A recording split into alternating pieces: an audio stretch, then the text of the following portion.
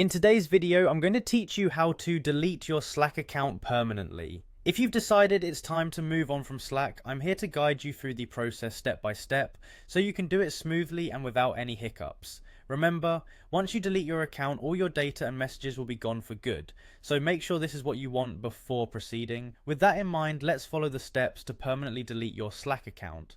First, start on the homepage of your Slack workspace. Once you are on the homepage, you'll want to locate your profile icon. This is typically found in the upper right corner of the screen. Click on your profile icon to open up your user options. Now that you've got your profile open, look for the three dots icon. It's usually present near your profile details, providing access to more options.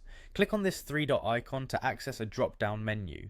From the menu that appears, you should see an option for account settings. Go ahead and click on account settings, as this will take you to the area where you can manage the critical aspects of your Slack account. Once you're in your account settings, you're going to want to find the option that says deactivate your account. Click on this, and a new page will load asking for a confirmation to begin the deactivation process. At this point, Slack will likely prompt you to type in the word highlight as a confirmation step. It's just one of those steps to make sure that you're really ready to proceed. After typing in the confirmation, the next step is to confirm your password. This is essential as Slack wants to ensure that the request is genuine and being performed by the account owner. Once you confirm your password, your account will be deactivated. This step is necessary as account deactivation precedes permanent deletion. Next, you'll need to head over to Slack's request profile deletion page. This is an external web page provided by Slack for users who want to permanently delete their accounts. When you arrive at this page, you'll need to fill in all the necessary information. Make sure that you're logged into the right account and that you're in the correct workspace. Accuracy here is essential because any mistakes might delay the deletion process.